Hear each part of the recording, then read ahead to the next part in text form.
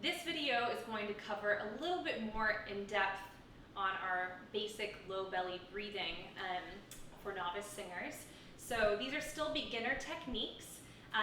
What I want to talk about this week, because last week we covered just kind of some of the terms that we are and things that we're working towards when we're working on our breathing, the low belly breath, breath control, and utilizing our air as it's coming out, actually, using our voices on top of riding the air.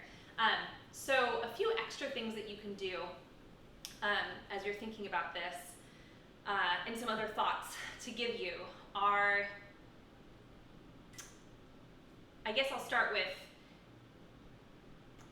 there's so many muscles down here that to be aware of all of them and to utilize them well, we do want to kind of wake them up before we start singing. And one of the best ways to do that is through something called active breathing techniques. And that's just to feel some of the muscles that are around, and then progressively using those muscles to help propel your air out when you're feeling like you need an extra little oomph of breath pressure that you're creating here with this exercise. So, active breathing. What am I talking about?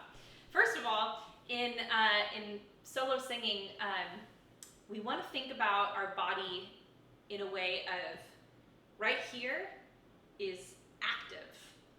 From your rib cage down, you've got activity happening. So you're breathing, everything's moving in and out. And you'll see on these active breathing exercises we're about to do, things are really like fluttering, and that's good. And then from chest up, we want passivity. So active, passive. And what I mean by that is, as we're singing, we don't want any manipulation or doing anything weird with our faces, our tongues.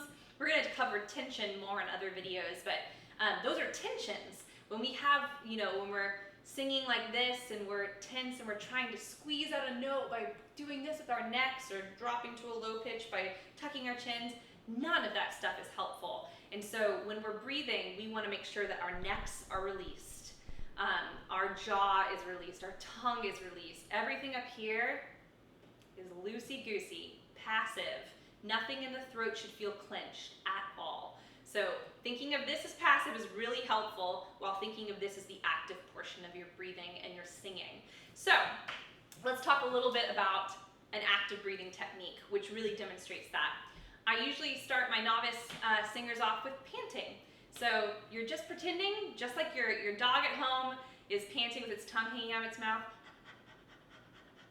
We're doing that exercise. And that's to feel some of the muscles and the fluttering that happens here, to kind of wake some of that up, get us really active and feeling bouncy here so that we can be still here. That may not make full sense now, but it totally applies as you get more advanced as a singer and you need to feel very grounded here.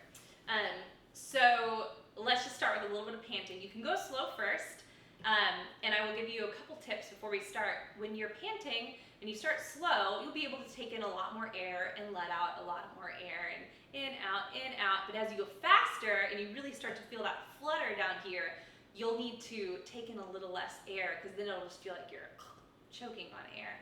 So watch me. I'll start slow.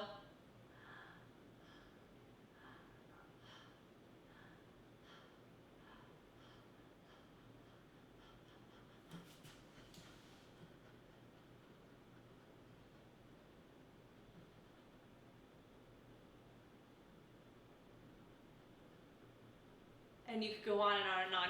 You'll notice, even I sometimes, you'll get a little caught in the air. That's okay. And actually, sometimes to help not overthink it, it really does help just to pretend to be a dog for a little bit and just be like, and you can feel right up here, especially when you're going fast. When it's slow, you'll feel the flutter down here, but as you go faster, you'll feel like a flutter right at the base of your rib cage. And so that's just an example, like we're teaching our body to feel active here and passive here, and the panting is nice because it's really released. Nothing's happening. I mean, just air is passing in and out. Another active breathing exercise that's great for novices is making the ch sound. So think C-H-I-H, chit, all right? So we don't want ch, ch. We don't want the C-H-U, cha, cha sound. We want chi. So it sounds a little like this. You can put your hands in those positions we talked about in video 1, where you have one hand on your rib cage, one on your belly to kind of feel what's going on, and just make some really strong aspirated ch noises and feel what happens. Ch, ch, ch, ch, ch, ch, ch, ch. So this is another example of a great one to do on the floor first maybe, and just to feel the support of the ground against your body and then making that noise. Usually for new people, they do it really quietly. They're just not ready to listen to their own sound. But be bold and really aspirate that sound. Again, you should feel totally passive here. Ch, ch. There's some sort of pressure going on because your tongue's in a certain position. Otherwise, you shouldn't be feeling anything happen. Right here is where all the activity is happening. You should be feeling a really strong pulse down here. And all those muscles that you're working during that active breathing exercise come in handy when you're trying to get through a difficult phrase in music and you just need another pulse of air to get you up and over, maybe a high pitch or a low pitch. You just need a little extra oomph by creating some breath pressure.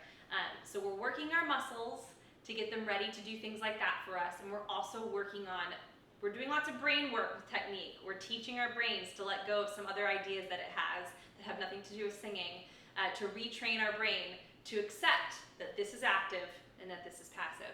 So those are 2 things to think about as a novice singer, thinking about breathing, the panting and the ch-ch-ch. There are some more advanced technique things that we can talk about in later videos for breathing, but for now I think that's a really good place to start. So work on that, and you can come check out the advanced videos maybe in a couple weeks.